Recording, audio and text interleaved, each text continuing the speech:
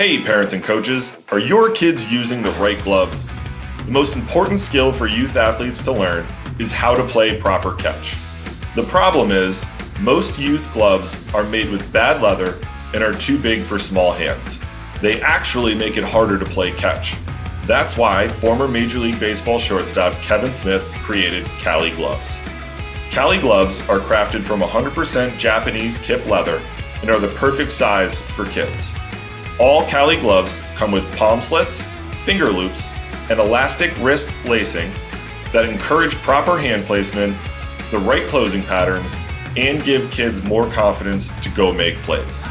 Cali gloves even allow parents to break in the glove without stretching out the fit. It's the glove Kevin wishes he had growing up, and the glove all his teammates want for their kids. Visit CaliGloves.com to learn more and help your kids play better catch. That's Cali Gloves, Kali gloves.com. Welcome to this week's edition of the Dugout Dish Podcast. I'm Andy Kirikides, joined by my wonderful co-host, Mr. Keith Glasser. How we doing? Great. How are you? Got another quad box today. Quad box. Second week in a row with the quad box. Yeah. Got the familiar voice, the soothing tones of Mr. Jonathan Grasset. How we doing? Great. How are you guys? Good. And we have another special guest on this week. I'm going to give him a brief intro here. He's an 11-year big leaguer, played parts of 11 years with the Pirates, the Phillies, the Blue Jays, the Royals, the Astros, the Yankees, the Brewers, the Giants, and the Rays. He's a graduate of Eastern Mennonite University in Harrisonburg, Virginia, a place that I'm very familiar with. He was a 29th round pick coming out of that university, and he's currently, amongst other things, the co-host of the Foul Territory podcast that you can find on YouTube. If you haven't listened to it, you absolutely should. But we're pretty fired up to have Mr. Erik Kratz on today. Thanks for joining us, Erik. Thanks for having me on. And you forgot one team. Now you have to decide. This is how we're going to start it out right away. The Red Sox. I was a Red Sox for 2 days. The third day, I ate breakfast there, and then they fired me, but I didn't get in a game. I got called. I was going to pinch hit for Sandy Leon, and then they said, nah, ground ball don't play. Sandy hit for himself. 1.5 days later, I was finishing my breakfast and my morning lift, and they said, Hanley Ramirez can't go. We're going to need to bring somebody up in your place. So I don't know how Hanley getting hurt and me getting sent down correlated, but I got put back and sent down to the bushes. And so that was one of my stops. Okay. All right. Oversight on my part. The more you know. As a Red Sox fan too, Andy. I should have known that. I should have known that as a Red Sox fan. I never played, so you wouldn't know. You wouldn't know. I remember watching you with the Yankees and Phillies for sure. We had a couple Harrisonburg guys that were familiar with you when I was coaching in college, so they were pretty jazzed up to see you playing in the playoffs. I remember having some conversations about that. So, but for today, I mean, first, if you could, your path to that career, which is incredible career to begin with, is not exactly straightforward, and there's a lot more to it than playing 11 years in the big leagues. And if you don't mind, I'd love you to take a minute and kind of walk the listeners through how you ended up being able to play in the big leagues for 11 years. A minute is a big understatement, but we will try to do it.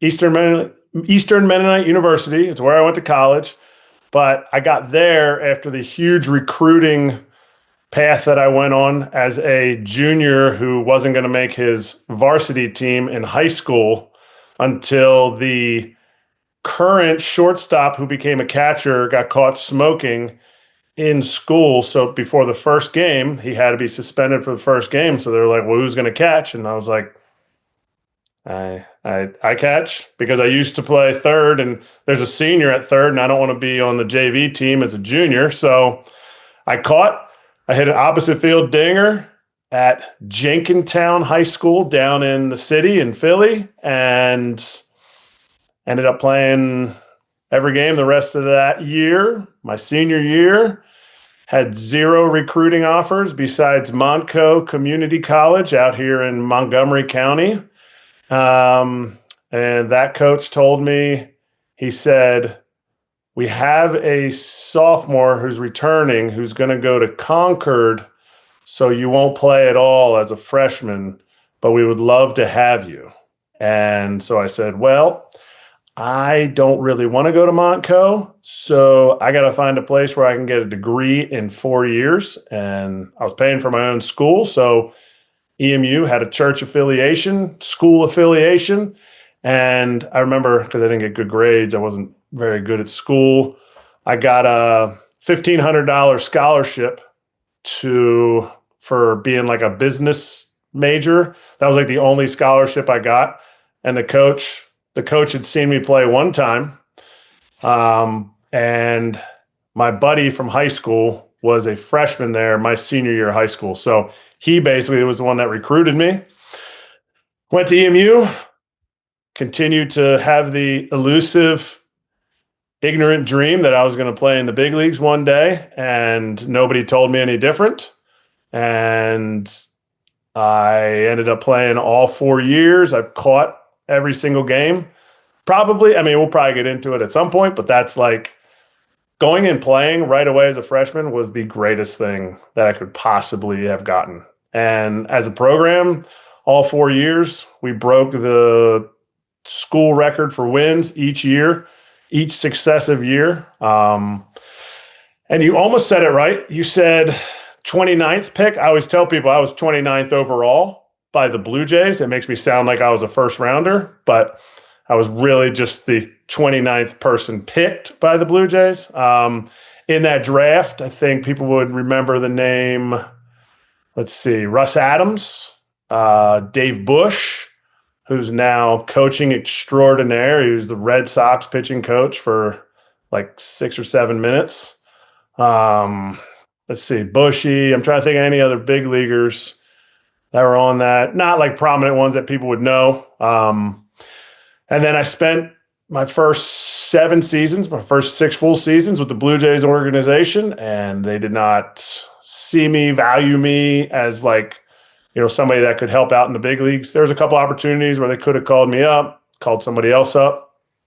And, but when you don't get any money, it's one of those things that you got to really, really showcase something. And besides power and good defense, they wanted somebody that would get on base. They wanted somebody that hit for average, and I wasn't one of those guys. And then you kind of mentioned the journey. Like, I was on how many different big league teams? A couple times. Phillies, I signed back there twice. Pirates twice. Yankees 4 times. So I bounced around quite a bit. But I was like, you said parts of 11 seasons in the big leagues. Like, I always try to make sure everybody knows it was also parts of 13 years in the minor leagues. And some people are like, oh, the minor leagues sucked. Well, you know what? If there wasn't the minor leagues, I wouldn't have gotten those 11 years in the big leagues. I think I got a total of like over 6 years of big league service time. And I collected that, John, like one day at a time, sometimes 2 days at a time, like I said, with the Red Sox. But it was, I love my minor league part of it. And I hate that baseball's taking away all the minor leagues and everything. And they're just slowly just getting, because right now, I think it's 20 rounds that they have for the draft. If you were listening at the beginning, 29th rounders ain't getting picked anymore. Maybe I would have gotten more. I signed for $1,000, but maybe I would have gotten more as like a free agent afterwards, but there's less teams. I went rookie ball. I went to extended spring training to back to rookie ball. I went to extended spring training again and back to rookie ball again, my first basically 2 full seasons. And at that point I was hitting like 300, but I was freaking 24 years old. You don't need a rookie ball player at 24. So anybody who's listening that's reclassed twice, you better speed your career up, because once you get to pro ball, and you're old, they're like, oh, sorry. Like, we have 3 guys on the big league team that are a year younger than you. And it's like, crap, I shouldn't have reclassed all those times. But anyway, so I kind of glazed over a lot of stuff there, but that's kind of my career. If you think that's an interesting career, plug for my book. How about that? Towel to backup catcher. But no, like I love talking about my career because because I see it now with my boys. I don't think my career there are people like, oh, it's such a unique career path. It is, but I'm closer to like every other kid playing than the ones that you hear about, than the Bryce Harpers, the Mike Trouts, all those dudes have been better than you, have been better than me.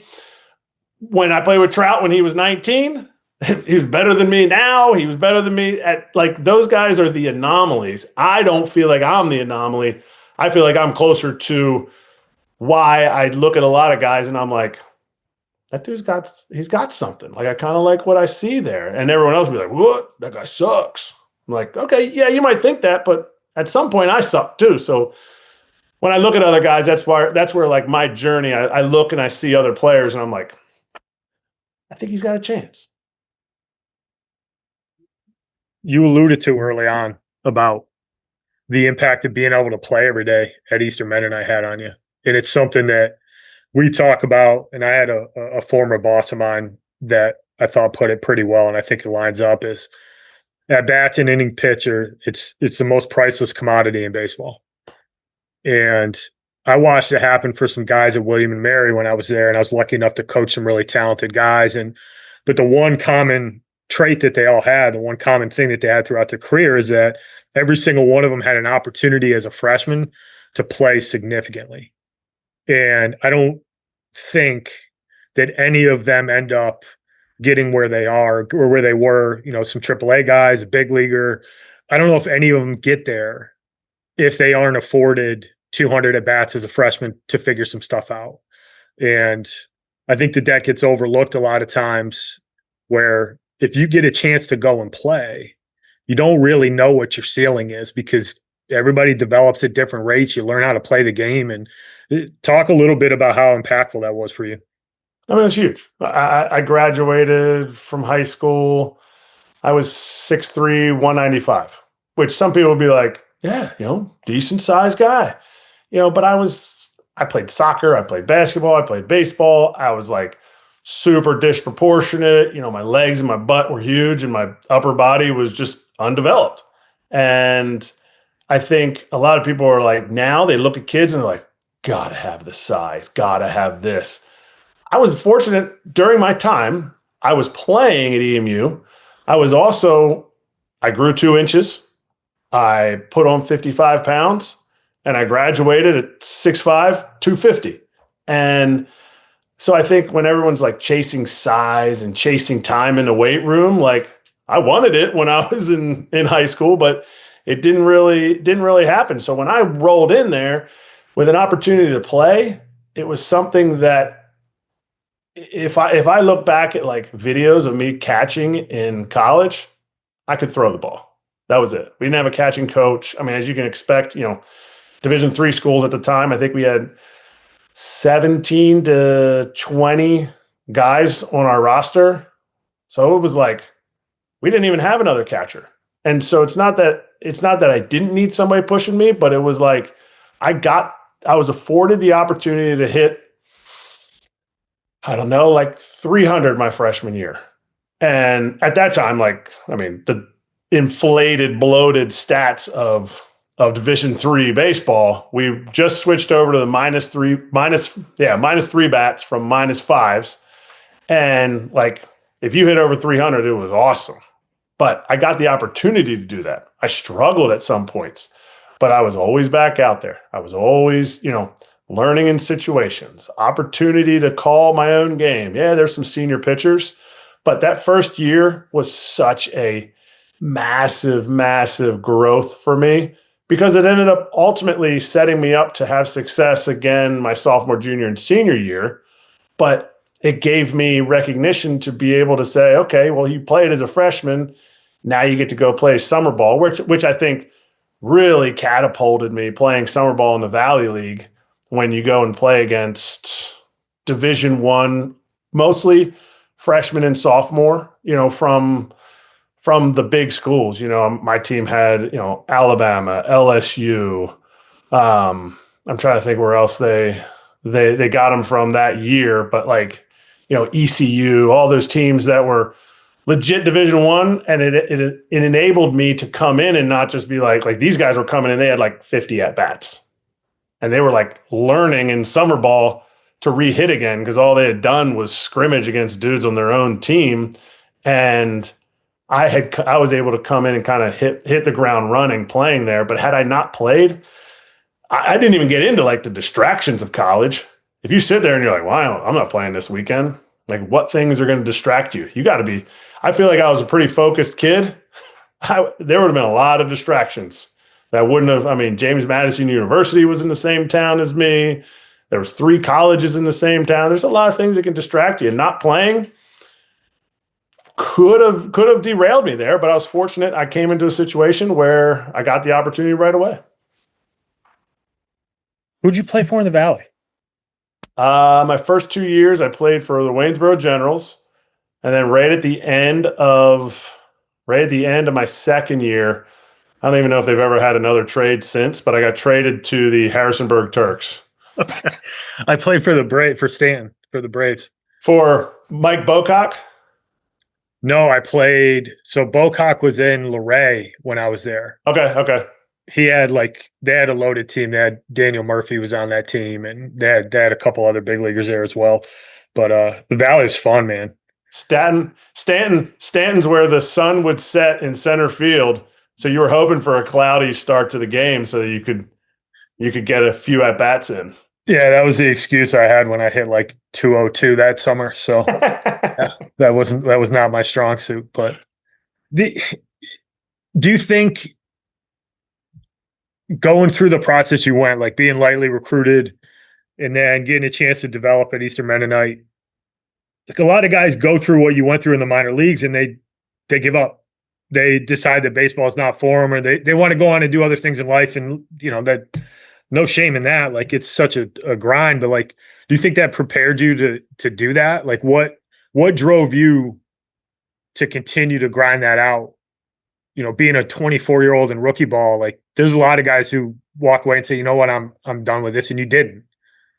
Yeah. I mean, I almost walked away a couple times too. I mean, you can't go back for your third year of rookie ball and be like, yeah, my dad was taking me out to eat for my birthday. So I was turning 24 and I was starting my third year of rookie ball. And I told him, like, let's just drive home. Like I've been married for 2.5 years at that point. I didn't have any kids yet, but it was one of those moments where he's like, I mean, just push it out to the end of the season. And then, that carrot just kept getting dangled out in front of me. And I tell people I was probably ignorant enough to keep going, but I also felt like there was a bigger reason for why I was there and, the people that I could impact. And my wife and I's faith, we would always pray about it before the season. And it was like, okay, fast forward a year after that, I get a call in the offseason that after I had just gone to the fall league, with all these super stupid prospects is what I called them. Like these dudes who were like all first round picks, dudes that hit 30 bombs in the bushes that year. And I got sent to the fall league, and then I got called, I got invited to big league camp. And so it's like, okay, well, if I'm in big league camp, these guys see me now if I do good. And it was always like that carrot just kept getting dangled, and I kept chasing it. And I really believe that if I had made the big leagues in 2007, I had a really good month of August. 2 dudes in AAA got hurt. And had I made the big leagues in 2007, which they could have called me up, I really think my career would have been super short. So I don't think EMU necessarily prepared me, or not getting recruited necessarily prepared me for grinding out the minor leagues. I think grinding out the minor leagues prepared me to be a better big league player. Development-wise, I was just behind. I was behind a lot of guys, and I think grinding through the minor leagues and not making the big leagues till I was 30 probably helped keep me around in the big leagues for parts of those 11 seasons. Besides being able to catch and hit for power, like what were some of the other things that kept you around? Like, I mean, you clearly were wanted to be around those type of teams. I mean, you played on some big stages in the playoffs, some huge markets. I mean, with the Yankees and Phillies, like two of the biggest markets in all of sports. Like, and you talked about impacting, people throughout your journey in the minor leagues. Like, what were some of the other things that you think you brought to the table that were a difference maker for you? I mean, that was a big one. Just that relationship that you put out there. Some people will be like, dude, this guy works so hard. And I was always like, dude, working hard is like, that gets you to level. That gets you to zero. Like, if you don't work hard, you're already behind everybody else. So, like, you focus, you work hard, and then you get to the ballpark, and then you show up for your teammates. It's not like, oh, guys, I don't got time for this. I don't got time to catch your bullpen as the backup catcher who plays once every 4 days in the minor leagues. I don't got time for that. I got to lift. No, you got to get there earlier, because the night before you called or you asked the pitching coach, hey, when's so-and-so's pen? When's Percy's pen? When's McGowan's pen? Like those guys are the ones who are the most important. And if like you think as the backup catcher, even every other day catcher on a minor league team, you're the most important, then you're cooked. And to me, I think your career's cooked too. But teams, I think one of the things that I benefited from, yes, I got called up to the big leagues in 10, didn't really play well or much for the Pirates. And then 11, 12, and 13, I played for the Phillies. And, I made an impact offensively. Well, the whole time I kept playing defense. And right around that time, those playoff teams, those more analytically driven early teams like the Yankees, like the Blue Jays, like the Royals, teams that were taking that value early with the receiving, it was something that I did really well without doing the Johnny High School rip it back into the zone like they do now. I was receiving well, and I was getting a lot of good numbers receiving. So that's why I think the teams ended up getting me. The playoff teams were picking me up because there was added value to that. And they're like, hey, you know what? If we let him swing the bat, he might hit a dinger. But other than that, we know we're getting behind the plate. And I think that value also was kind of in the relationship building. Like, I had I don't know if you know, I don't even know because I'm forgetting his last name right now. Tanner. He's like he's the Yankees catching coach, and he's like the originator of the receiving matrix like stuff. I'll come up with his name at some point. But anyway, he came in as a Yankees catching coach, and he was watching me receive and all that stuff. I received from 2 feet, not on one knee. And he's like, how is this possible? It's not even physical. You can't even physically get strikes. But all my numbers in the big leagues were elite. Like, I'd be top 10 every year in receiving. And he watched me one spring training game, and I got a strike or whatever, but I'm always talking back there to the umpire. And he's like, you know what? I don't even think you're that good at catching. Kind of ribbing me a little bit. But he's like, but you're really good at talking. So maybe you get the framing metrics with your mouth. Because I was always giving him a hard time because he was a rookie coach and he had all these like cockamamie drills that he wanted us to do. So I was giving him a hard time. But it was kind of like a backhanded compliment, but it was also true. Like, building those relationships with those umpires mattered. Because if getting one strike mattered as much as it does to organizations, that they were willing to pay certain catchers a ton of money to play, why wouldn't that relationship? Why not help build that relationship? And I think sometimes guys are like, whatever, umpires are losers or all that. It's like, they're people too. Like, it's their professional career. So I think the relationship building goes farther than just how I played or like that got me my value or anything like that. It built the relationships that I have with a lot of people and the friendships that I have with a lot of people that I played with and even some that I played against.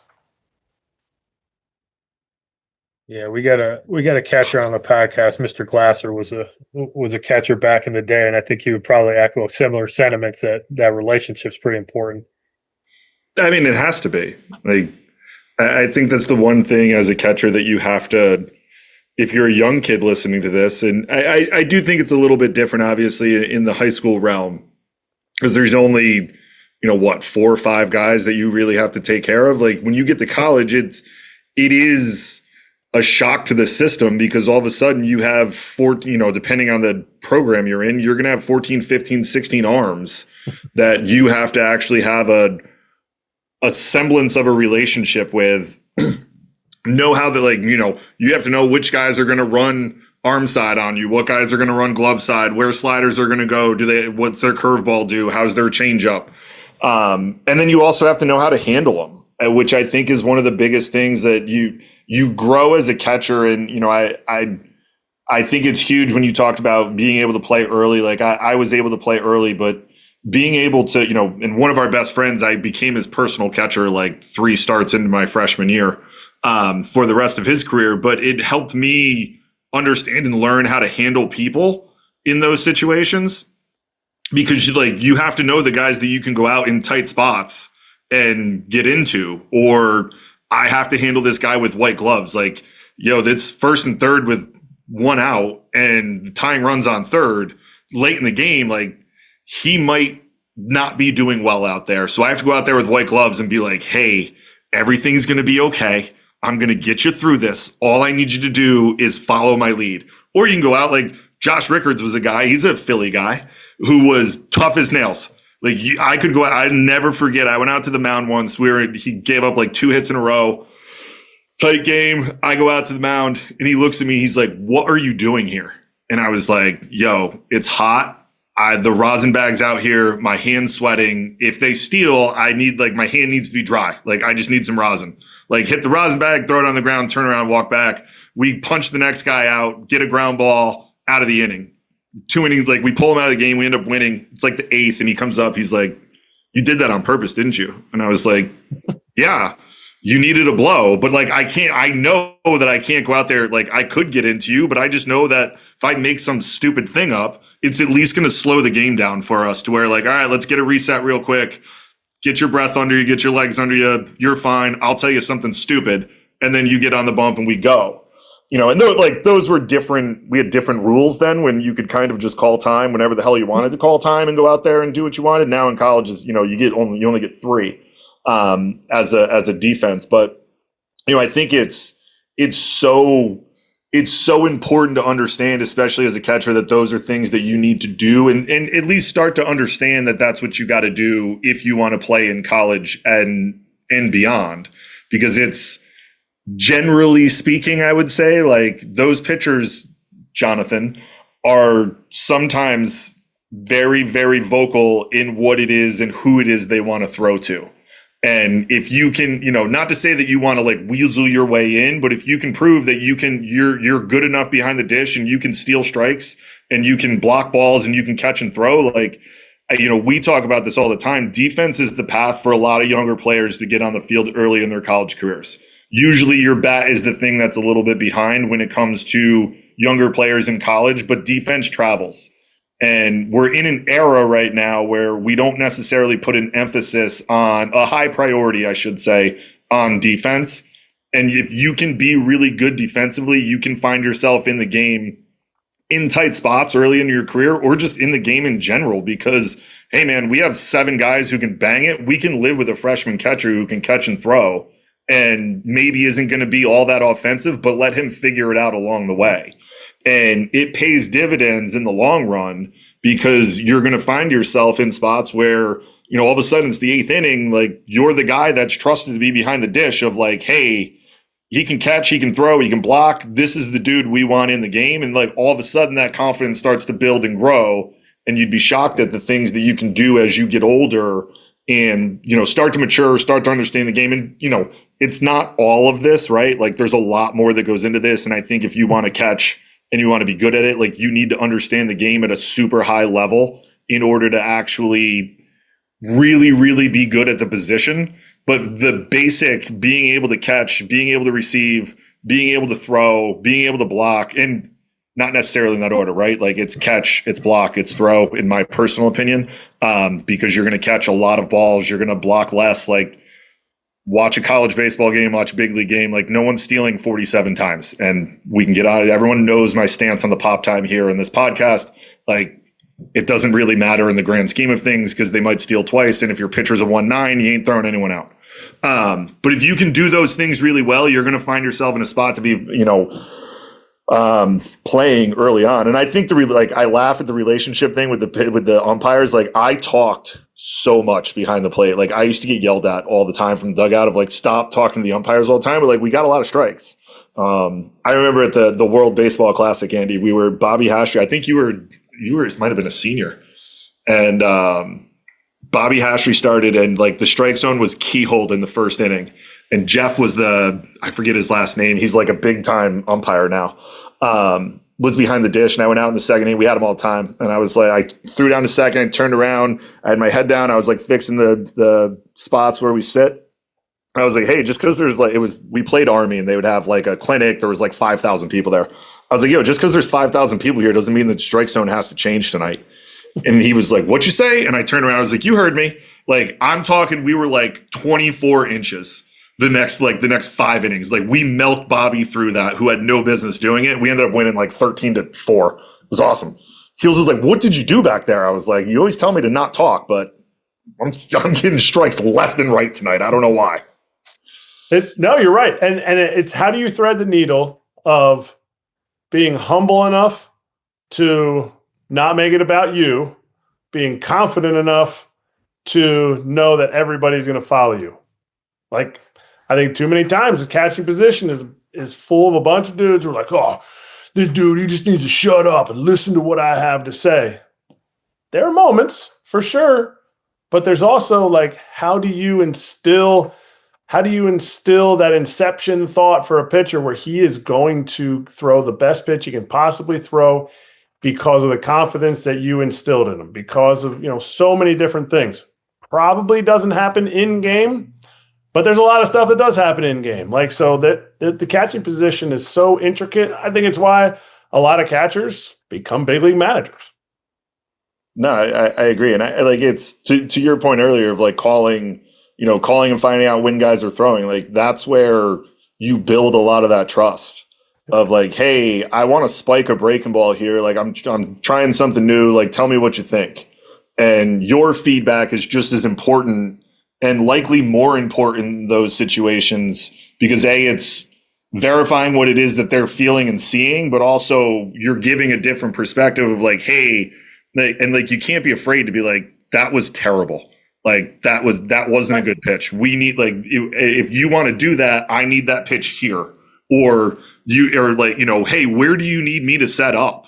Like, what's your reference point? Like, because we wore Easton, like it's the E on your chest protector. All right, where do you need me sitting on this pitch so that you get it to go where you want it to go? But then making sure that you remember that when you get into game of like, hey, we're in an 0-2 count and he wants to bury this breaking ball. I need to get myself out over here and maybe sit a tad bit lower to kind of get away with those things. And I just, I have a problem. My son is very, very into baseball, like loves it. And I couldn't be happier. Right.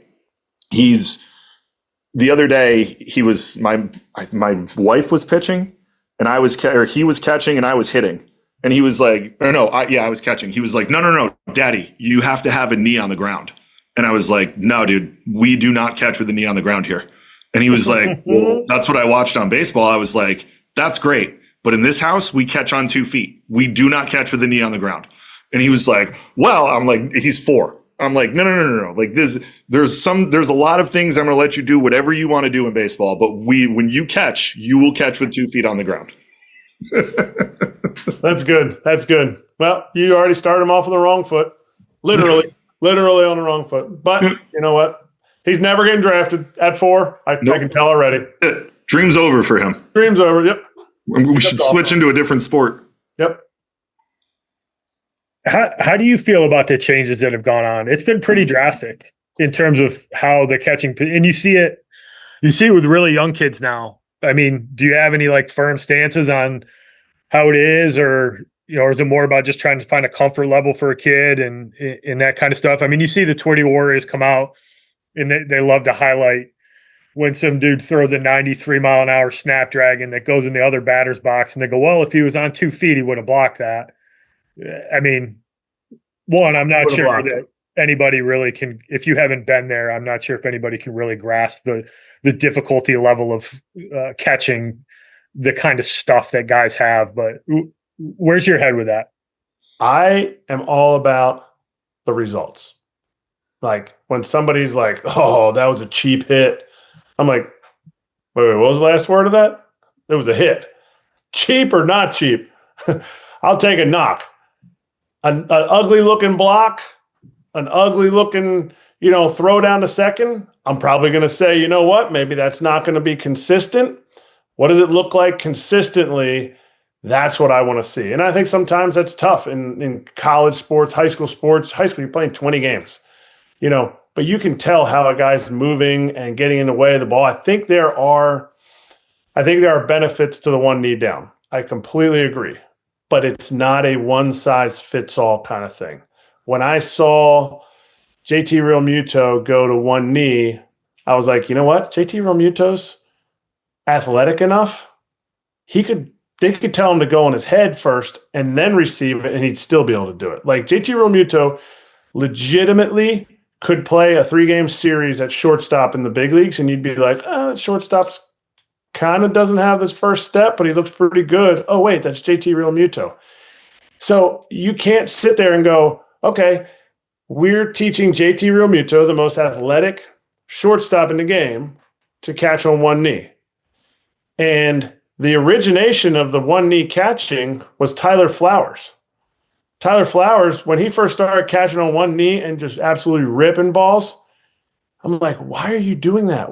He's like, well, the receiving numbers are coming into the game and all this stuff. And I'm like, okay, but he's like, your receiving numbers are awesome. I'm like, I had no idea. I said, I felt like I was a good receiver, but he's like, yeah, but what I do is I'm getting the bottom of the zone. I'm just ripping all those pitches. I'm like, but why are you doing it on one knee? He's like, because the meniscus in my left knee is shredded. He's like, I have to sit down on one knee.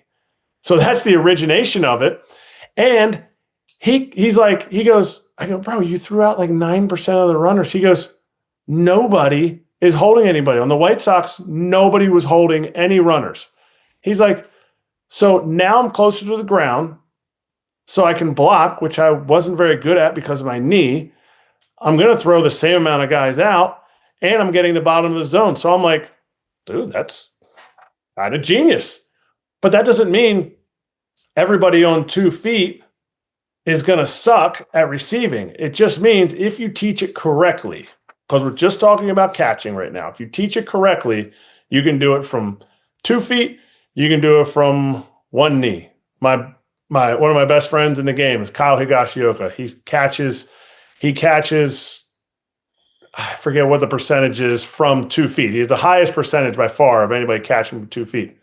He has ridiculous ankle mobility and hip flexion. He can get so low and he stays in that primary stance even when he goes to block because he's able to get his feet out from underneath him. And he still gets ridiculous numbers. He's a top 5 receiver every year in the game. And I mean, I know he hit a bunch of dingers for the Padres, but he essentially got his 2-year deal with the Rangers because of what he does behind the dish receiving. His receiving numbers are valued so high.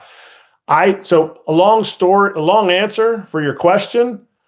If you need to get on one knee and you can still throw dudes out and you can get that 1 yard dart 95 heater blocked, which you're never going to get. Nobody's ever taken their whole body to a fastball that's yanked away at 95 miles an hour. But from a knee, you might be able to just move your mitt down, move your hands down because you're already down there, and maybe you get to it.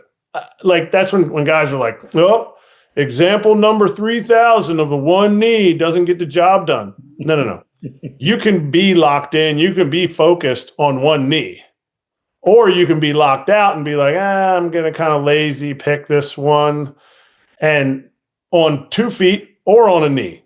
To me, it's about the effort. To me, it's about what was the intent on that pitch.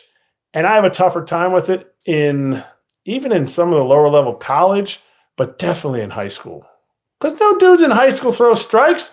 Like, you're talking about big league dudes who throw in lanes. Like, this guy's going to command the outer lane.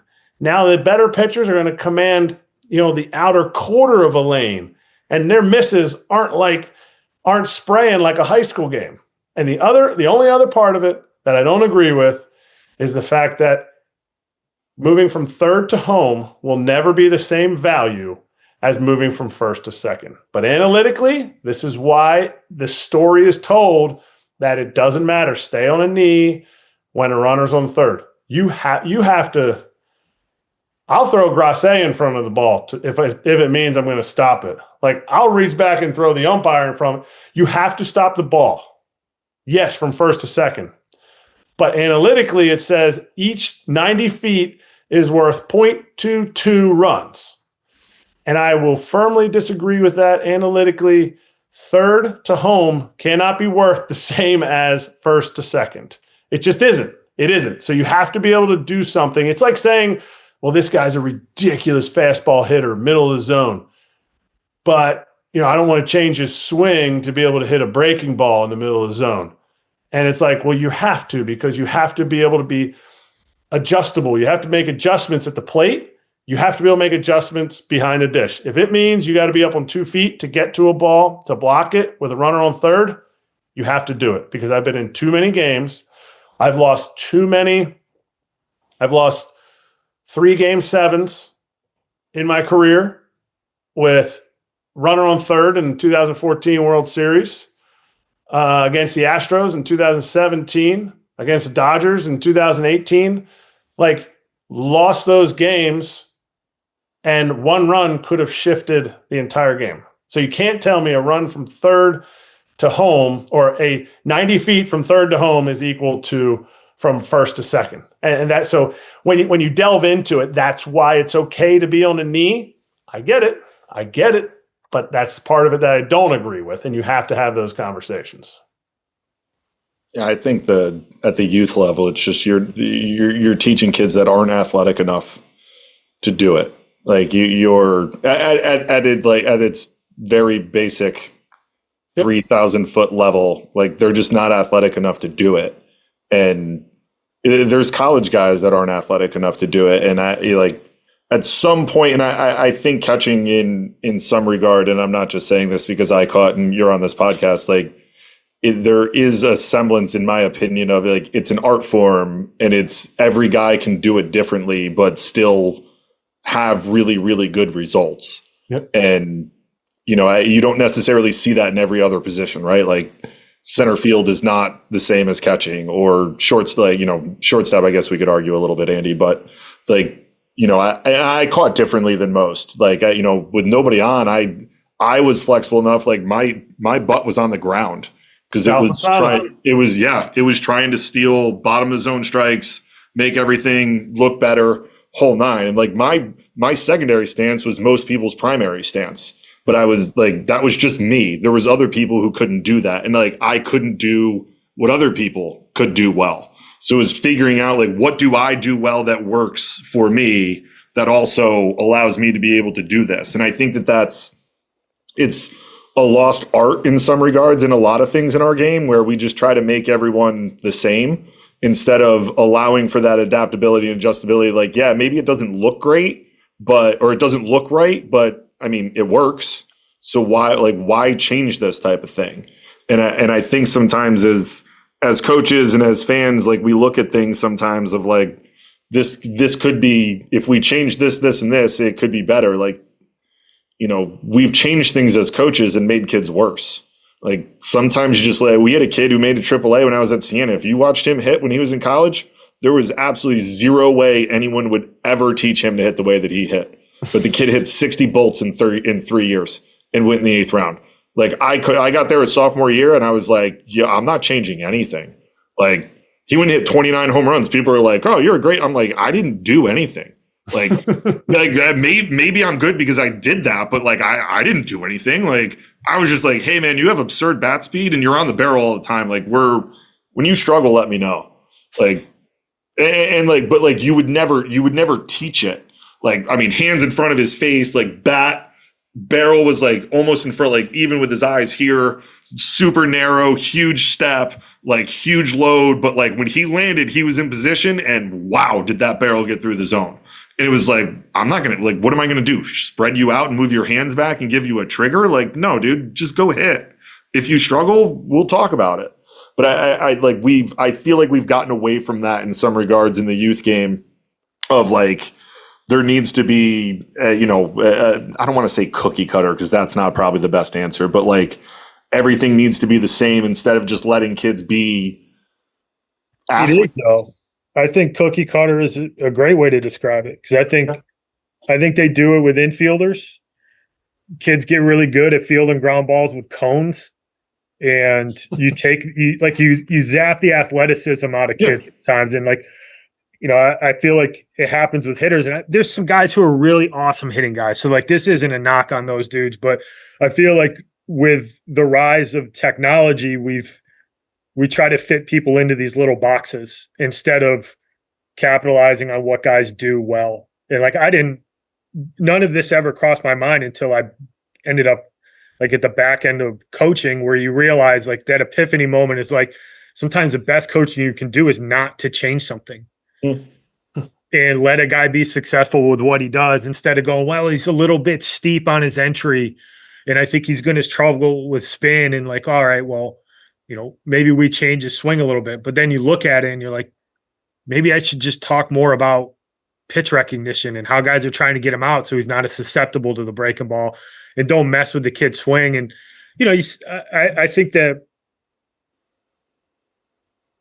I just think sometimes we zap the athleticism out of kids by trying to fit him into these boxes of like, well, his swing needs to be on plane, or, his back knee as he goes to deliver down the mound. And Jonathan, you might be able to touch on this, that like, these facilities are awesome for a ton of different reasons, but I also think that sometimes it's like a factory line and you can zap what a guy does naturally, how a ball comes out of his hand naturally. My thing is always like, and Erik can touch on this, but like, I think letting them play, like stop trying to push it so much. Stop trying to, I know you guys talked about like the mound visit stuff, and like, sometimes it's cool to be like, well, what are you doing out here? Not much. What are you up to? Right. How's everything going? It's warm out today. Isn't it hot? Like, isn't that sometimes the best thing to do? Like, like, I don't know. Like, that's just the way I've always done it. Like, I'm just like, what's going on? What am I doing wrong? I mean, we can talk about what you're doing wrong, but like, you having fun? Right. Or even like, and John, you can say, I mean, you've seen it, like travel baseball. I love when kids play multiple sports. I love it. And I get it. And I get it that it can take away from, this time period or this, but what it does is it allows the kid to play and be able to be like, golly, I am not throwing any strikes. I'm not saying like, ooh, my jumper makes me feel like I'm gonna throw strikes. No, it just gets their like mind off it, and they learn how to like go out and compete instead of the only practices they ever have, only games they ever have are at a facility in this place, or they show up to practice and they're like, oh, regimented, okay, it's all good. Those are all good things, but when it's just that, there's no ownership to then the kid goes out onto the field and they go, well, somebody going to tell me what the schedule is for me to play this game? Like, you go out to the mound. Hey, what am I doing wrong? Well, you're not throwing strikes. And when you are, they're absolutely making our outfielders run. So how about we not have a track meet in the outfield and you get back in the zone before the third pitch of the at-bat, because anybody can hit. Like, those are things that, like, you're giving your kid the most opportunity because you're putting him in this facility. He's getting training, all that stuff. But he's got to go out and compete. He's got to go out. Like, if your kid goes fishing outside of baseball and he doesn't care that he doesn't catch the biggest fish, you're like, wait a minute, how competitive is this kid? Like, the competition part of it, you train, and then the competition part of it takes over in the game. You got to be competitive, and I think sometimes we're too trained, too coached. We always called it in pro ball in the minor leagues, all the different like coaches, the base running coach, hitting coach from the organization would come in and be like, oh, great, staph infection. I get it. We're not getting MRSA, but it was a staph infection because all these guys are coming in. It's like, oh, we're going to do base running and we're going to do hitting. And it's like, well, shouldn't we have been already doing all that all the time? And they come in and they're like, yeah, you're right. You probably should have been. But there's so many coaches, mental coach and pitching coach and assistant pitch developer and all that stuff. Yeah, I think the back half of my coaching career, like I would say when I became head coach, I started noticing it probably the last year or two of being an assistant. Then I became the head coach. And it's not an indictment on kids nowadays. I think it's more of an indictment on the system that we're talking about. Like, you had to teach freshmen how to compete. Which is a bizarre concept, I think, for people our age to wrap their minds around. And I do think in part it's the rise of the specialization of sport, of just playing one, where we're kind of the last generation of people who played 2 or 3 sport. Like, I was a 3-sport athlete. I know Andy was. Like, I know Jonathan played more than one. Like, it was more you had to learn how to compete in other sports, and it helped you in all of them. And now, I would make up stupid competitions at practice to just get guys to learn how to compete and want to win.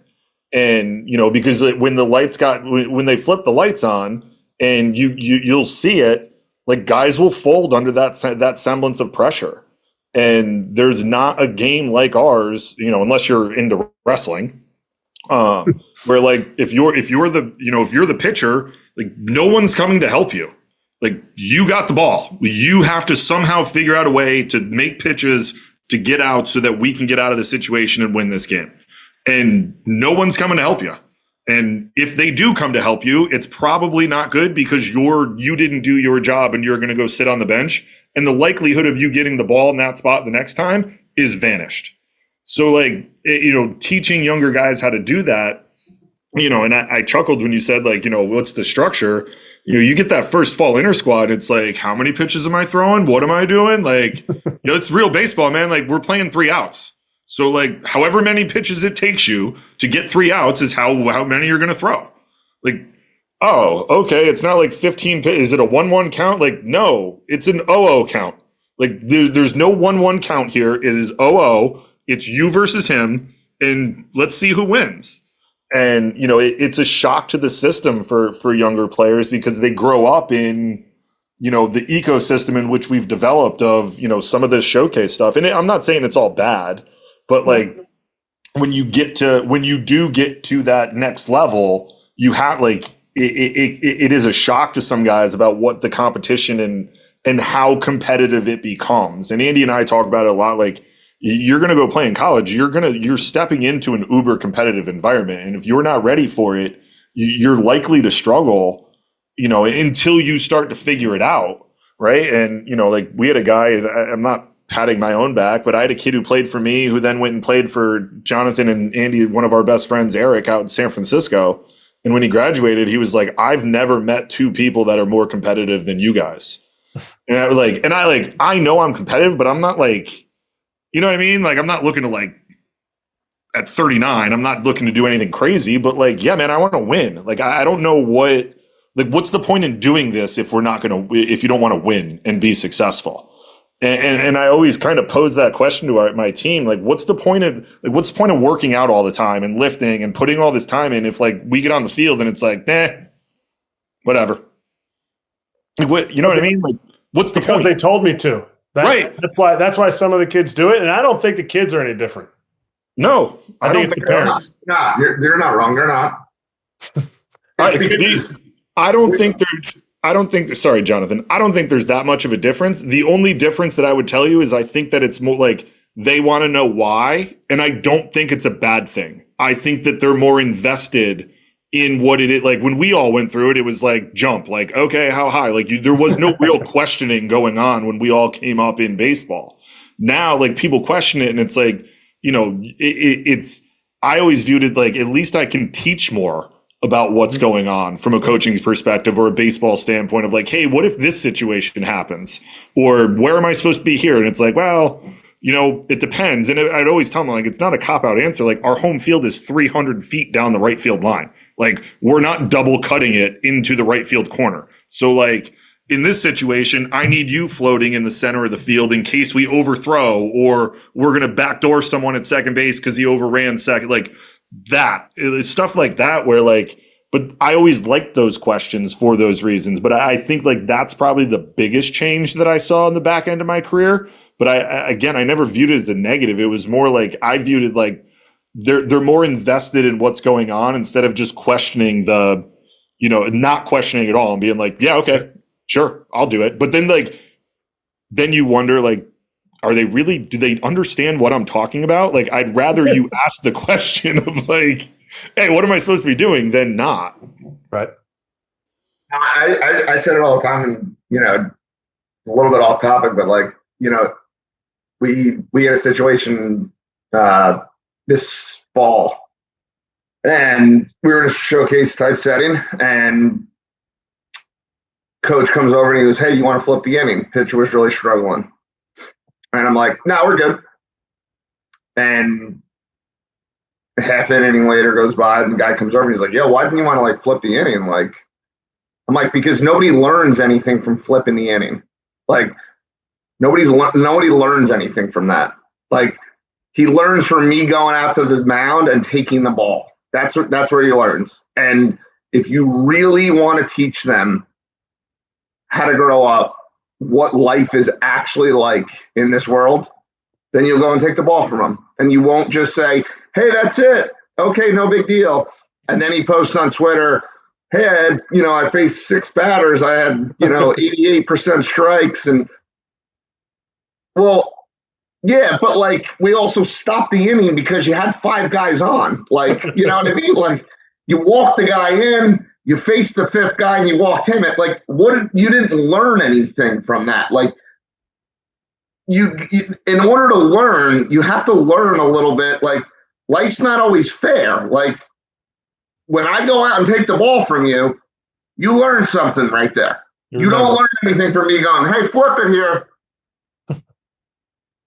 The easy way out's not always the best way. And I think at times it can become a default to try to protect the kids. But to your point, Jonathan, like you now have a legitimate teaching moment for that kid. And then on the flip side of it, if you leave him out there and he finds a way to get out of that inning, I mean, now you're cooking with oil, because now you've got the lesson of, hey, you grinded it out, man. Like that's what it's all about. And like moments like that for young kids, I think can really change the game for them, because I think that when they can find some success in a tough situation, that just propels them forward. They're like, oh, all right, if I give up a leadoff double, like I still got a chance of getting out of this inning. Every coach we talk to, Jonathan, you're in the same boat here as me and Keith. Every coach that we talk to, once they find out a kid's got enough skill, enough talent, whatever label you want to put on it, the first question they ask is, how competitive is he? And then the next thing they value is, I want to see him have to deal with some failure. How do you react when an umpire calls that ball that's 4 inches off the plate with a runner in scoring position? Do you just completely tank the rest of the game because you can't handle your emotions and the next at bat's bad and you take it out in the field? How's that pitcher react when the freaking 9-hole guy ambushes a fastball and he finds himself in a little bit of a jam? Does he pitch out of it? How's his body language change? Because inevitably when they get to college, they're going to have a moment like that. where it's just going to be a bad day. You're going to get lashed around the yard, or you're going to kick a ball at shortstop, or you're going to have trouble blocking some nasty breaking ball from some dude who's 22 and ripping 88-mile-an-hour sliders. So I think that those moments, like, if there's any travel ball coaches out there listening, like, I'm not saying let a kid go out there and just let it completely break it down, but give them a chance to dig themselves out of a hole. Like, let them learn. I think it's hard to quantify how impactful that can be. The game's too hard. You heard me say this a ton this fall because we had a really good team, and his younger son's played for me. And I said it all the time to our guys, and we were in some big spots. Like, if it was easy, everybody would do it. Everybody would do it if it was easy. Right? 100%. It's not supposed to be easy. It's supposed to be hard. Just like life, it's supposed to be hard. Nobody wants it to be, because you don't see what happens when you push through it. But after you look back, I mean, my son Ethan, he remembers you saying that several times. It's like, because they had some tough losses. Like, some dudes did well, and then they failed in the biggest spot at the end. And like, that's ultimately, like, we're talking about a sport right now. And I think sometimes, like, baseball, because that's what I know, that's what I did. People are like, yeah, life or death. No, it's not. Like, the reason we came up with sports was for high school, was to give kids an outlet for life. Now we've turned that outlet into, well, he's going to be pro. Well, he's going to get his college paid for. Probably not, but there's a chance. And to me, and this is what I take from my career, and I hope, I go and speak at different events, different like corporate events and stuff. If you put everything you have into a goal, into a mission, into a team goal, into an individual goal, and you fall short, I promise at the end of it, you'll be disappointed you fell short, and you'll remember that disappointment, i.e., like I said, Game 7, i.e., getting cut the last day of spring training, getting cut partway through a season, whatever it is. But I know at the end of that day, when I got cut, when we lost Game 7 a couple times, I was able to put my head on the pillow and know that I did everything I possibly could. And I think if coaches do that, I think if players understand that, they're going to be better sons, they're going to be better brothers, they're going to be better husbands, and they're going to be better men for our society because of sports. And if you don't go through the struggles, I don't know if you guys know who Drew Waters is. Drew Waters was a prospect coming up through the Braves system. Like, dude was 20 or 21 years old when we played together, went over to Japan, had never struggled. He made it all up to AAA as a 20 or 21-year-old. Never struggled. Switch hitter with speed, had a cannon.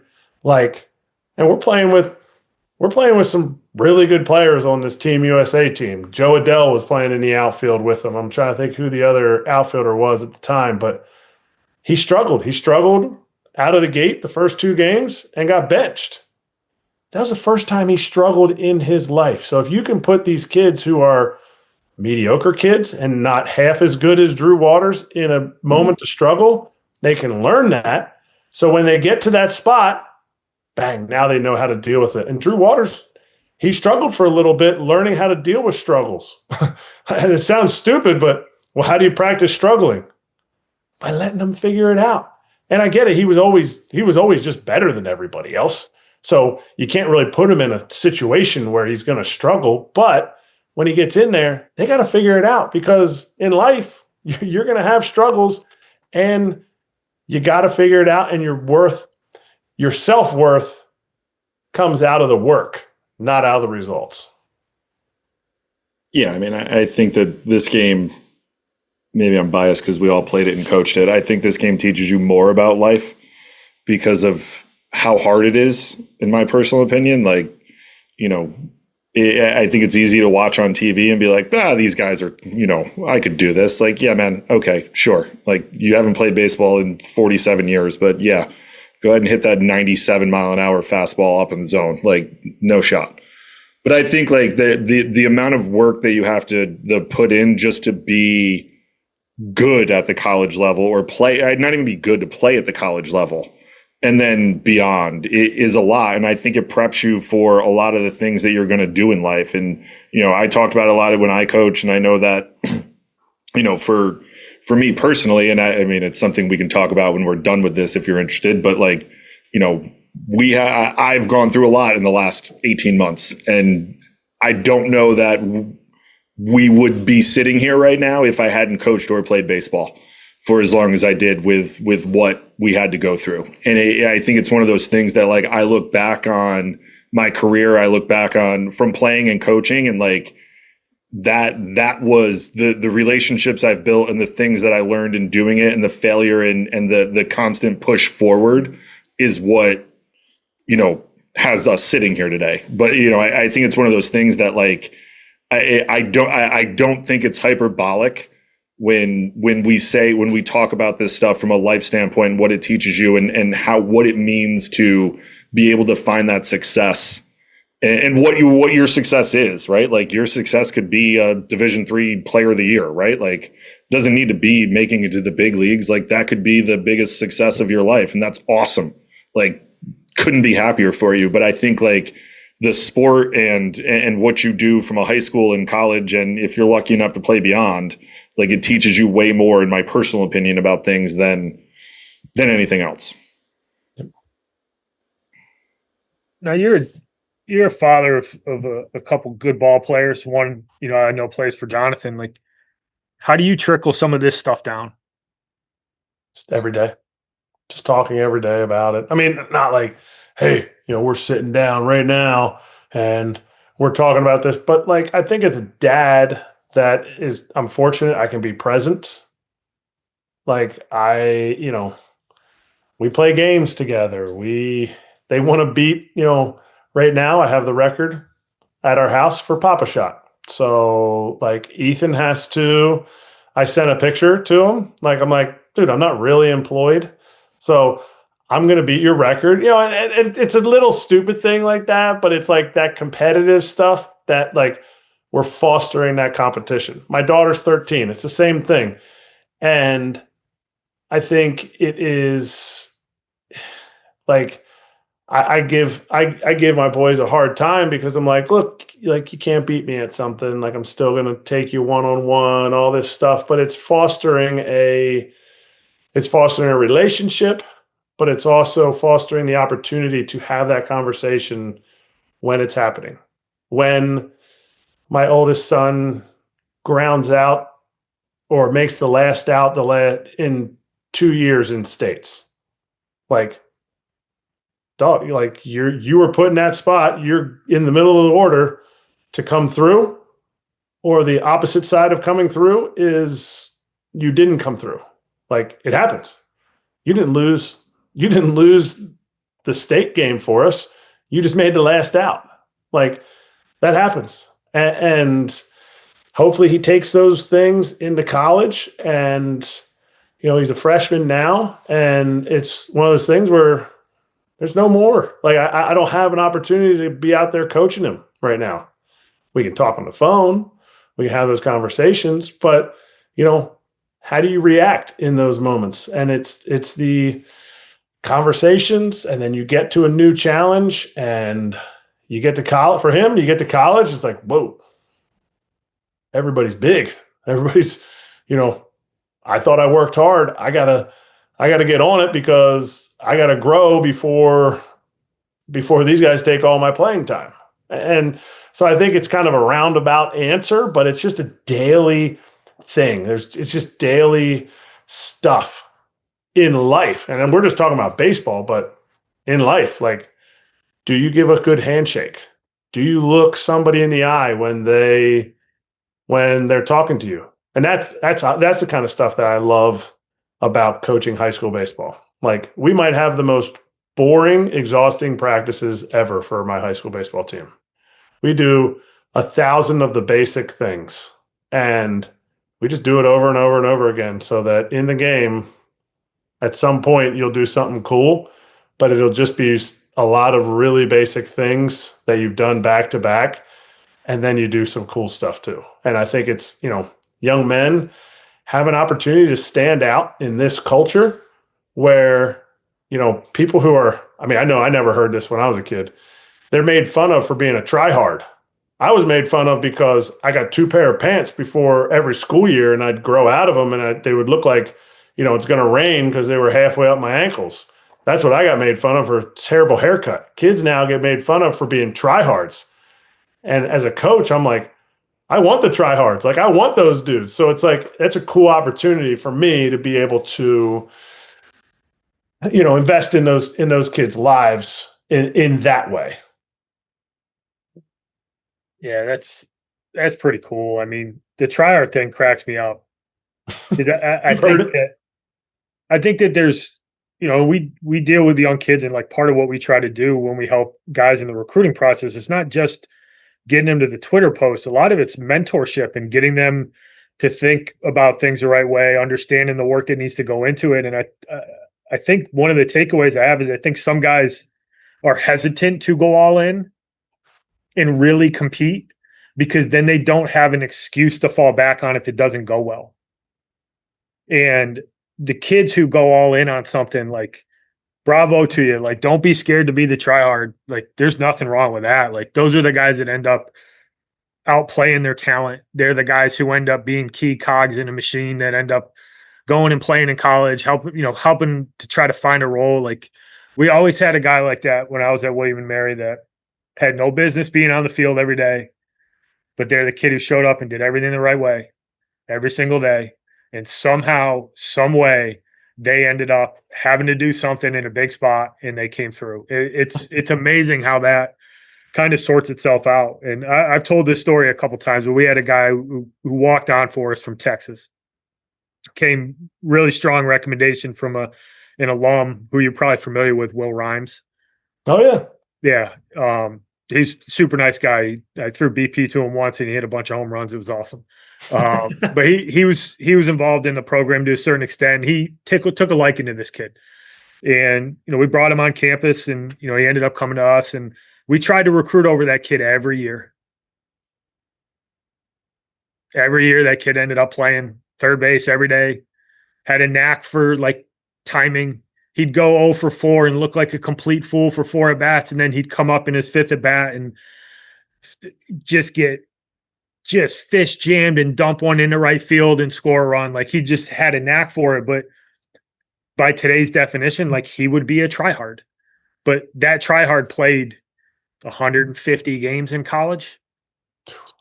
Like, I'll always have, and probably because I was probably had to be that guy, but I'll always have a soft spot for those guys because somehow they end up finding a way to make an impact. And I hope you get a bunch of tryhards. It's that kid that you, like, as coaches, you're always like, gosh, if I had 9 of that kid, do you know how good we would be? Like, it's that, you know what I mean? Like, it's that kid where it's like, maybe he's a little less talented, but it's a high motor. He does everything. Like, it's that kid where you're like, gosh, if I had 15 of them, we would be unstoppable. Like, but if you had, like, give me like 4 of them and then 5 of them with this extreme talent. Oh, yeah. But the drive of those guys, that's where it's at. Like, people, like, somebody used to tell me, like, dude, if you had 9 David Ecksteins, I was like, bro, this is the big leagues. You would suck. Like, your team would suck.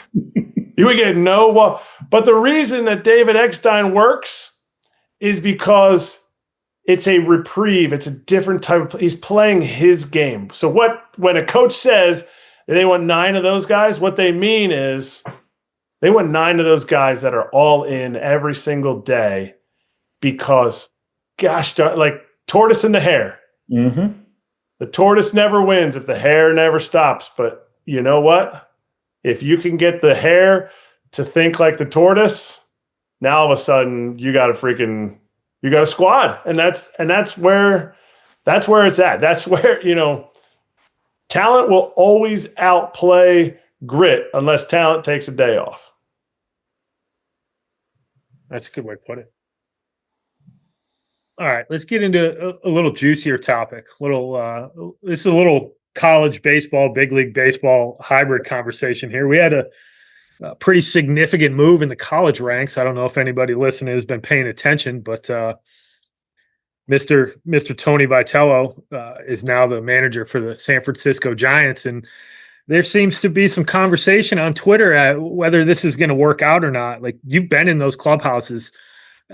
I believe that you follow college baseball enough. Like, obviously, Tony's a pretty charismatic guy, and what he did at Tennessee's might be the best turnaround of a program in the history of college baseball when you think about what he was able to accomplish in such a short period of time. Like, I think a lot of times we get caught up looking at what the product is right now, but Jonathan, me and you have talked about this a bunch of different times. Like, what he walked into in Tennessee was not a good situation. And he won every title you can win there. National championship, SEC tournament, SEC regular season. Like, just absolutely remarkable. Now he's going into the big league clubhouse. Like, what do you think? Like, is it going to work? I think winners win. And it will be up to him to make adjustments. But nobody has ever – I've never heard anybody talk about Tony Vitello and say, dude, greatest X and O's guys that I've ever met. No, they talk about words like charisma, all in, a people person, my favorite head coaches to ever go to. Are there going to be some adjustments for him? Absolutely. My guy Jace Tingler is going to be his bench coach, and that dude's going to take care of the other adjustment stuff. Like, Tony Vitello has no idea what it costs to tip a clubby on the road. It's like little stuff like that he's not going to understand. But that's like tiny little stuff. What he understands investing in players. And I don't know him at all. He was on, we met one time. He probably doesn't remember at all who I am. And I think he remembers every single player that's ever come through his system, good or bad. From what I've heard, that's how he connects with guys. That's as much of a connection as he makes with so many guys. And I probably would have questioned it more had he not been hired by somebody that I couldn't respect any more than I respect Buster Posey. Like, Buster knows what it takes to win. There's a certain mindset, mantra, realness, not fakeness.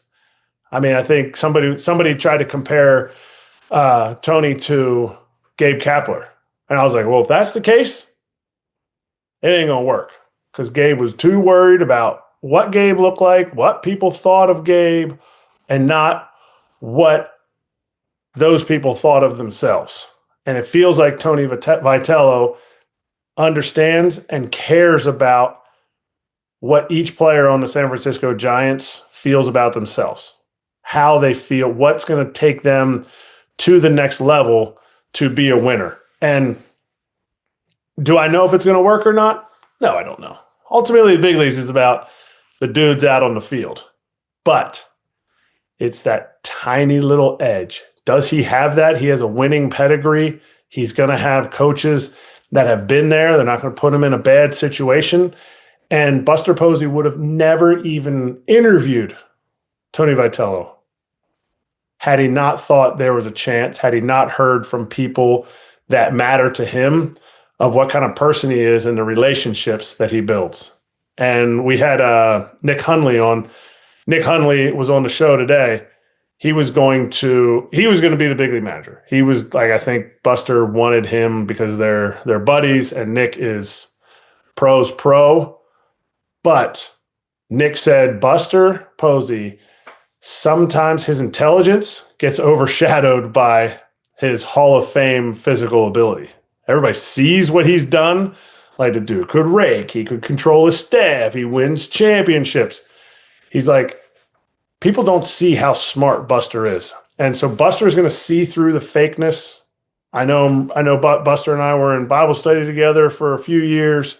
Like he's looking for the real, and he can't stand, like, he doesn't waste time with fakeness. So anybody that compares Gabe Kapler and Tony Vitello, that's not a good comparison from what I've heard. I don't know either of them very well, but I know that Buster wants somebody that's real, that's gonna carry this team to a championship. I mean, obviously I don't know Buster Posey. I loved watching him play. He was electric, but I give him a ton of credit for thinking outside of the box, the quote unquote outside of the box, because I think it takes some freaking balls to go and do that and have the conviction to do it. And I think Tony's kind of the best candidate for it. Like, obviously he's a hot name in baseball, but like, if you're going to make a move for it, like, I guess he's the guy to do it. Like, he's young. I'm pretty sure he's single. Like, he can go all in on this with all the energy that guy brings to the table. Like, I think there's a reason that the players who played for him speak the way they do of him. I mean, Andy talked about this, and Eric, we texted last week or 2 weeks ago, I guess it was, about it.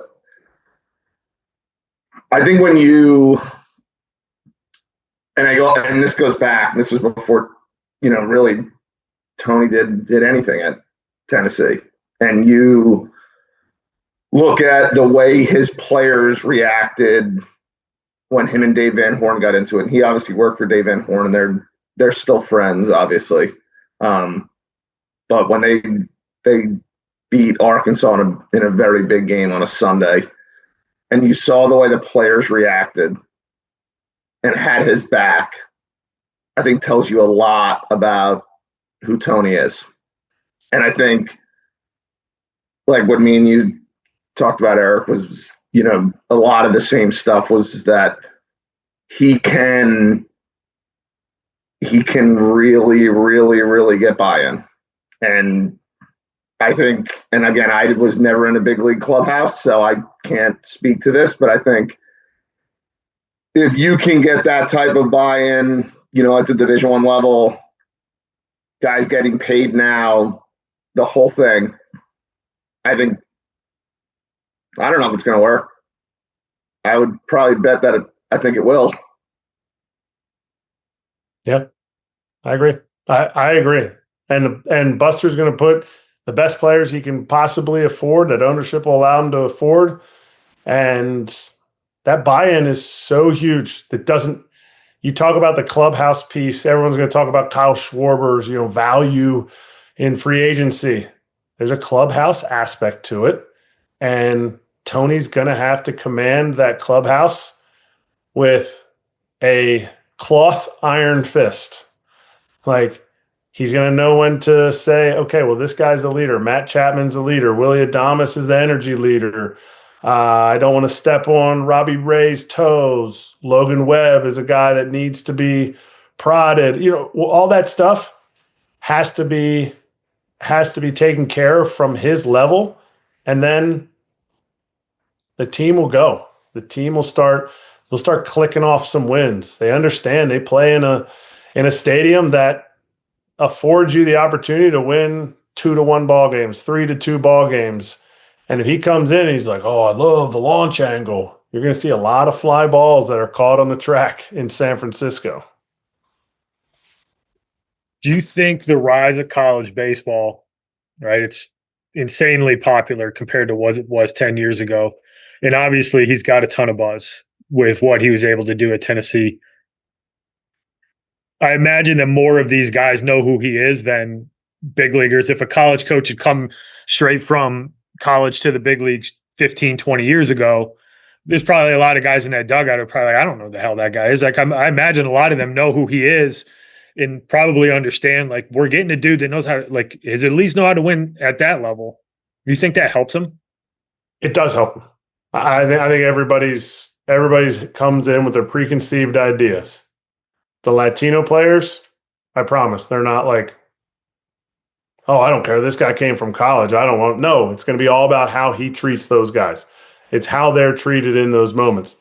Yes, there's going to be, Gilbert's already in that clubhouse. So they're going to ask him, hey, what's he like? What's he truly like? And I'm sure he's already talked about what he's like. He's already had those conversations. But everybody's going to come in because I think it's it's a small, close-knit fraternity, big leagues. I think there's some guys that are going to be like, what's his deal? Like, how is he? And so he's going to have time. Spring training is going to be awesome for him because he probably has no idea. He has no idea how to run a spring training. And that's really not the manager's job. But he's going to be like, what? Like, we got 5 feet. We got a B team. We got a B game. Am I going to the B game? Am I going to big league camp can get fast. Like, I remember my first big league camp, it got fast. And then I went to, by the end of my career, I went to 14 and including the second launch of big league camp in 2020, COVID, spring training 2.0. Like, there's a lot of stuff that goes on. And I think how he handles the successes, nobody's going to care.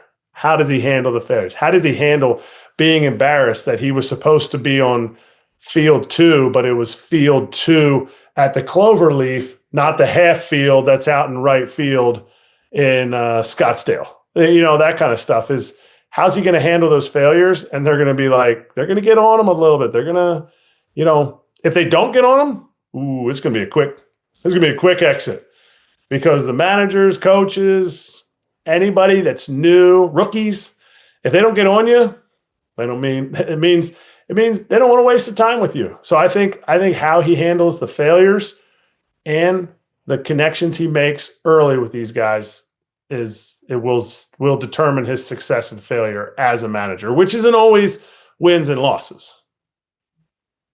I hadn't thought about this, but I saw a couple people bring it up. I think it was Chris Burke, who generally has some pretty good insights. I like listening to him talk, but he brought something up that I hadn't thought of, and maybe you haven't been in a big league clubhouse, but like handling the media on a day-to-day basis. And obviously Tennessee is a pretty big stage from college baseball, and San Francisco might not be the big market like the Yankees or the Phillies, but obviously the tradition there is, especially in the last 20 years, is crazy. Like, they love their baseball in San Francisco. Do you think that? I feel like his personality, like, he's going to be fine. He's funny, he's witty, he's really intelligent.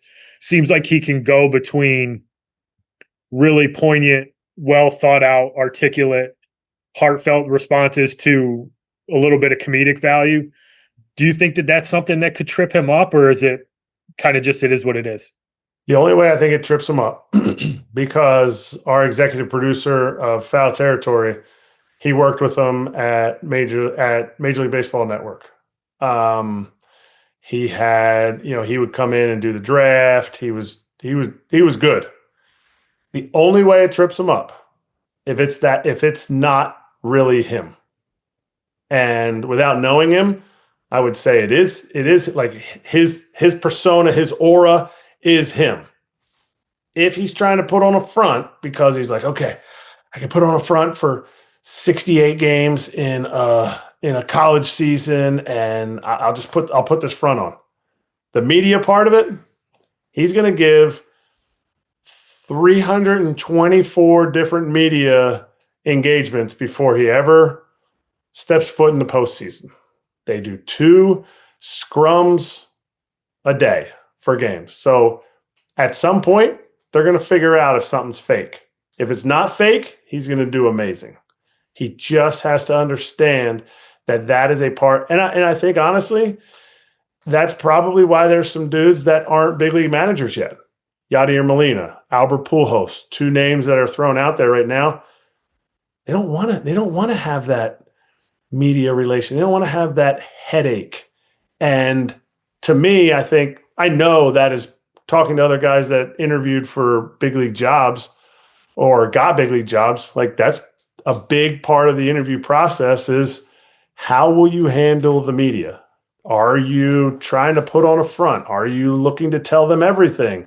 Are you looking to be like snaking behind people's backs, or are you just who you are and you can be you? Because anybody can be, you can be yourself all the time. but you can't be fake all the time. At some point, they're going to catch you in your fakeness, and then they're going to eat you alive. San Francisco's a big media market. When I played out there for a month and a half, like there's a big following. The expectations are high out there. Yeah, for sure. Staying in the National League West, he's got I don't know if winning a World Series is ultimately what defines his success. I think that is a difficult task enough. But he's got to overcome the Dodgers, and they went back to back, and everybody's talking about how the Dodgers are ruining baseball. Like, you've played in Pittsburgh, which is the other side of the story, and you've also played in Philly and New York, where they got money to spend and they're going to go spend it, and how they do things financially is different. Like, do you have any thoughts on this? The Twitter wars around the Dodgers ruining baseball? I do, and I think it is such a crybaby, wah mindset. They're not ruining baseball. And I played for the Brewers, smallest media market, smallest TV market in all baseball. And we were one Yasiel Puig home run away from going to the World Series. And wasn't a lot of money. Like, they didn't have a lot of money. Yeah, they paid Christian Yelich. They locked him up. They took a flyer. They gave him $200 million. But you know what? They spent it. The last multi-year free agent contract that the Pirates have given anybody was Ivan Nova. I think in 2017 or 18, something like that. I asked somebody the other day, they were like, who the heck is Ivan Nova? And this person knows baseball. I was like, yeah, like, there you go. To me, that's what's ruining baseball. Because as a baseball player, I think there's 23,000. I forget, Savage, I think, was like the 23,746th player to ever play in a big league baseball game. There's not one big league baseball player that says, yeah, you know what, I'm not giving it all that I got. Like, I like, winning and losing is okay. Like, we'll figure it out. But in any given year, there's probably about 18 owners that say that all the time, that own a big league baseball team, and winning or losing is, well, we'll see what happens. We'll figure it out. And it's a travesty. That's what's ruining baseball. So people are like, well, if the Dodgers win, then they're going to talk about salary cap and they're going to say how nobody else has a chance. Or maybe because the Dodgers win and they've spent 50% of their revenue. I think it's actually more. Like, why doesn't every team have to spend 50% of their revenue? Why doesn't every team in a monopolistic league, it's the only professional baseball league in America that matters. They're the best players in the world. And when you own a monopoly, part of that is like, legally you have to put together a competitive environment and not just try to suck the profits out of it. Like, there's a lot of competitive questions around decisions that a lot of owners make. Yankees want to win. Red Sox seem like they always want to win, but their ownership, they need to come back. They need to come back to where the Red Sox should be. Phillies, John Middleton wants to win. Dodgers wants to win. Blue Jays want to win. And people will say, oh, well, those are all the top 5 payrolls. Yes, but they're also the top percentage spent payrolls in comparison to their revenue and their payroll. So to me, the teams that are ruining baseball are the teams that are not trying to put the financial wherewithal out there to put a winning team on the board. Yes, will you lose some money some years? Absolutely. Will you gain it all back and some when you sell your team? Absolutely. To me, if you don't want to win, you shouldn't own a team. Go buy more newspapers. If you're Bob Nutting with the Pirates, go buy more newspapers. If you're Bob Fisher, build a couple more Gap stores. because you're good at running business. You're good at running gap. But you know what? If you own a team, fans, customers, which are your customers, spend good money there. You wouldn't want to put out a bad product for your other stores, for your other business ventures, but you're okay putting out a bad product for your team. You're just out there entertaining. Like, come and watch our team. We're mediocre. And in the best year, we'll be a little above mediocre. No, like, put everything you have into it because you own a team, and it's like, it's a legacy thing to win a World Series. Why would you not want to put all that into it? So no, that's a long answer for no, they are not ruining baseball. The teams that don't try, don't spend, say, well, you know what, like the Cubs. Well, it's just tough. They talk themselves out of signing every big time free agent.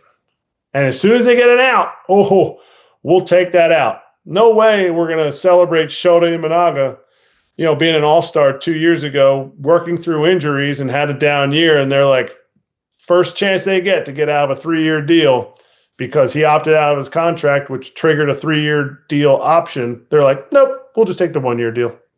Smart business move, absolutely. But will that come back to bite them? And teams aren't afraid of that. Teams aren't afraid of that because their first priority, a lot of teams' first priority is not winning. So no, the Dodgers are not ruining baseball. I mean, it's going to be interesting with Skeens in Pittsburgh. Like, I mean, I already know what the answer is going to be, right? Like, I think we all do. But, like, that's going to be a hard one to sell of, like, yeah, we're not going to pay him. So here's the thing.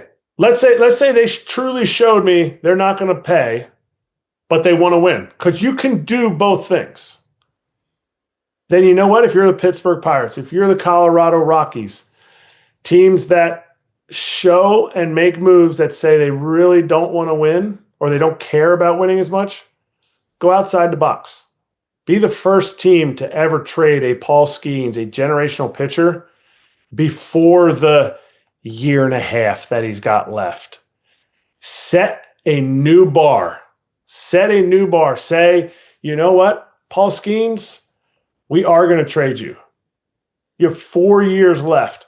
You know what? We don't see us making it to the playoffs with the current team that we have in 4 years. So we're going to trade you right now. And you know what we're going to get back? We're going to get back another dude that's Connor Griffin's age. That's going to be our ace on the mound. We're actually probably going to get 2 of them. We're going to get another star. And in that 4 years, we're going to be able to make it to the biggest stage. We're going to be able to set this franchise completely in the winning direction because we're willing to make that move. But no, they're going to sit there and they're going to do their song and dance, and probably his 4th year, he's going to start being on the trade blocks. His arbitration numbers are going to get ridiculous. They're going to get like Tim Lincecum type of numbers in current day because there's no comp for what Paul Skeens is doing. But we're going to miss out. Like, we're missing out on Mike Trout's career not being in the playoffs. Paul Skeens needs to be starting games in the playoffs. And to me, if I was the Pirates GM, I would say, you know what? I want to win, and I'm going to push all in to win. And I don't think that's with Paul Skeens. I don't think, because my ownership's not going to give me that money. So you know what? We're ripping the Band-Aid off, and we are setting this organization in a rocket ship to the playoffs because I brought back so much. Like, look what Juan Soto brought. Juan Soto brought to the Nationals. Mackenzie Gore, their best starter. CJ Abrams. Well, he has got some poor choice decisions. He's their starting shortstop. Wood could be a generational talent. 23-year-old monster with Oppo juice. And I think Haslin? I think he was the 4th guy. Mm-hmm. Yep. 4 dudes on their big league team. The Pirates can do that plus, because Paul Skeens at this point, right now, is worth more than 2 years of Juan Soto. It's or 2.5 years of Juan Soto. I think it's a bold move that they won't make because I don't think their idea of winning is there. They have an idea of we can sell Paul Skeens to the fans for the next 2 years and then we'll trade him. The thing that sucks is that like it wasn't that long ago when McCutchen was MVP caliber McCutchen, and you had Starlin Marte playing left field, and you had Pedro Alvarez, Neil Walker. Yeah, I came up in the minor leagues with those guys. I got called up to, like we all played in AAA together after I signed there in free agency, and then I was up in the big leagues in 2010 when all those guys. I mean, Pedro Alvarez was a silver slugger, ridiculous pop. They had Garrett Jones, who most people didn't know, but carved out a nice 5-year career with the Pirates. And they had Polanco. He was really young, like upstart with, and they had those three in the outfield. And that place was electric. The town went freaking nuts. I mean, you got the baseball town. Yeah, you got the Steelers and you got the Penguins. Like, there's a huge fan base there that loves their sports. And I don't want to say that they lucked into that group because I'm not sure. It was a different structure, like a little bit of a different setup there. I think Charrington was there at the time. He was? But no, not Charrington. Neil Huntington. Excuse me. Charrington's there now. Yeah. He's a Red Sox guy as well, yep. Unfortunately. Hey, he won a championship. Yeah, he did. That one they may have lucked into. But no, the Pirates didn't luck into it. They built that. They cultivated it. They had an alpha in Andrew McCutchen. You need an MVP type of guy. To me, is Connor Griffin going to be an MVP? He could be. Like, that dude he's an alpha type of dude, and he is young and he's legit. Like, legit person, legit talent, all that stuff. But are you willing to push when the time is to push? They went out and got Justin Morneau. They went out and got Russell Martin. They went out and got different guys. Burnett. Who? Did they bring Burnett in to kind of Burnett during that time? Yep. Yeah. During that time. And so you had all those pieces there, and then they were willing to go out and get those guys. Are they willing to do that? Because right now, I mean, shoot, the Pirates pitching staff, oh my gosh. They have Bubba.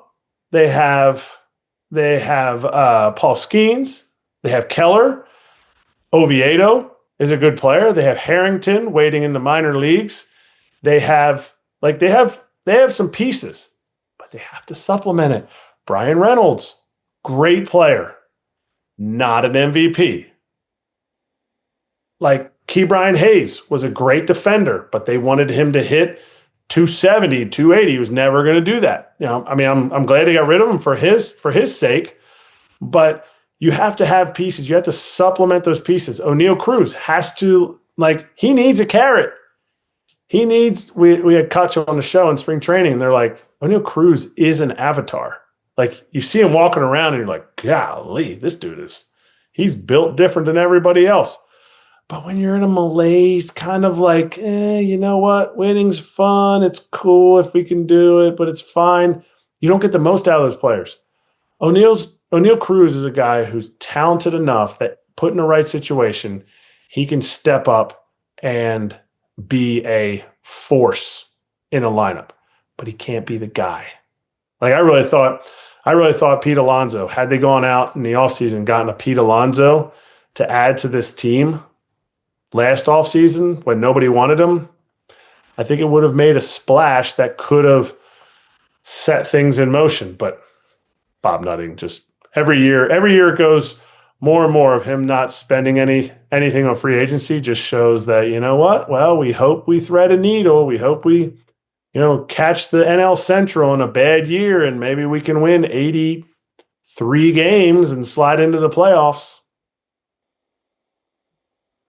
Yeah, I think you nailed it. Like, you want everybody to try to win every year. And it's not realistic, but at least have or to your point, talking about getting rid of Skeens early, like, have a plan to get there.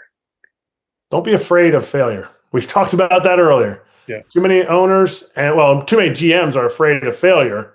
Too many owners they got gator arms, can't reach their wallet. That's so good. That's so good. Well, I appreciate your time. I know Keith does. Absolutely. This is awesome, man. This is a heck of a way to spend my Monday evening. So Good. give us a little plug on the book. You mentioned it at the beginning, but Tal, the backup catcher. We wrote it back in 2022. Me and Tim Brown, and I say we wrote it. If I had written any of it, John gets texts from me all the time, and they have incredible grammatical and spelling errors. So I did none of the writing. Tim Brown is, to me, he's one of the top 2 baseball writers that were out there. He's not on a beat anymore or anything like that, but he was. He's written some books. He wrote Imperfect about Jim Abbott, and he wrote the Rick Ankiel book also. But did an incredible job of weaving in stories. It's called The Tao of the Backup Catcher, not towel, Tao, like the journey of the backup catcher. And he interviewed so many different other backup catchers. But it kind of chronicles along with my career and different cool stories that happened in my career. But he tied it all together in a way that it's something I'm proud to be able to give to my grandkids one day. Something that you can never tell your story about your big league career, but this really hits a lot of different facets of it, a lot of different, what it means to be a backup catcher, how it's kind of a dissection. It's a small section of society, but if we were all backup catchers and had the big league backup catcher mentality, maybe we'd be a little bit better in life. But I appreciate you bringing that up. I feel like he freaking killed it. He did an amazing job, and it was cool it's cool to say I'm an author, even though I wrote none of the book. Hell yeah, brother. No, that's awesome. And obviously we mentioned at the beginning of the podcast, but check out Foul Territory. It's pretty cool. You guys have some awesome guests, and the conversation's it's just good. And when Jonathan reached out and said, "Hey, would you be interested in having Erik Kratz on?" I'm like, he wants to come on our podcast? He would be willing to do that? Yeah, sign me up, baby. Let's do this. So I like talking baseball. Yeah. No, really. I think we answered yes in record time. Let me vet him. Let me see what he's. What? 209 career hitter? What kind of podcast are we running here, Jonathan? Well, I said that to you. What did I say to you at the airport? I said, "What are you doing? You're flying commercial. I thought you would fly private." You said, "Yeah." When you hit 209 in the big leagues, you don't fly private. Woo. If I hit 309, oh my gosh, I would have been. I would have been on the flight with you. We would have been on the same flight. We would have been just drinking mimosas and Modelo's, just flying back to Philly. On the other air side, on the other part of the airport. That's too good. But no, I really appreciate your time, man. And thanks again for coming on. And yeah, awesome. Appreciate it. No doubt. Appreciate you having me on, boys. All right. Thanks for listening, everybody. See you next week. Thank you for listening this week. If you're watching on YouTube, go ahead and hit that subscribe button and smash that like button for us. Check us out on Apple Podcasts, Google Podcasts, as well as Spotify. You can follow us on Twitter and Instagram at EMD Baseball. If you want to find out what me and Keith do to help families and players navigate the recruiting process, go ahead and check us out on emdbaseball.com. Take a few minutes to check out our new online academy. I promise you'll get some good information out of that. Thanks again for listening. Check in with you next week.